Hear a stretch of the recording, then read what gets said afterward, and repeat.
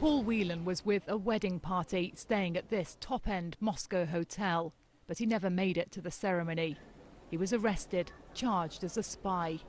Russia's security service implied he'd been caught red-handed. As his family and friends insist he's innocent, the British government says it's extremely worried.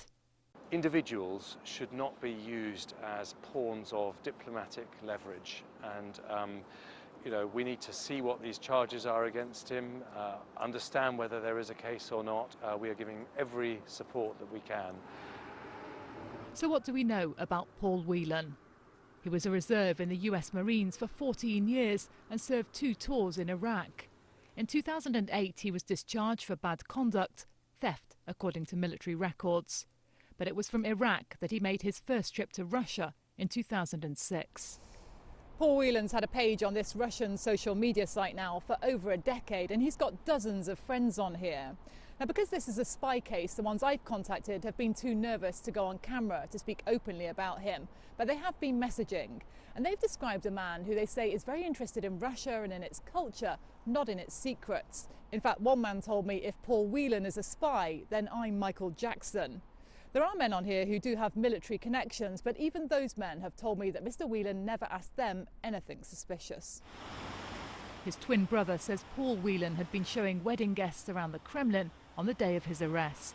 It's very hard for me to understand how anyone would consider Paul to be someone who would be a lawbreaker and take those sorts of risks, particularly in countries where they're less maybe flexible about lawbreaking.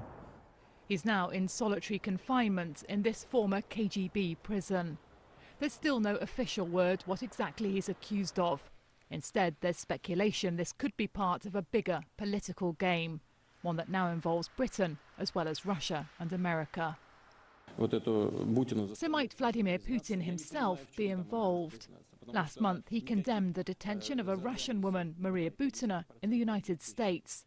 She's accused of trying to build back channels to Republicans for her government ahead of the US elections. So might Russia be banking on a prisoner swap? Either way, this latest crisis threatens to cool Russia's relations with the West even further. At its heart is a man facing a potential 20-year prison sentence for espionage. Sarah Rainsford, BBC News, Moscow.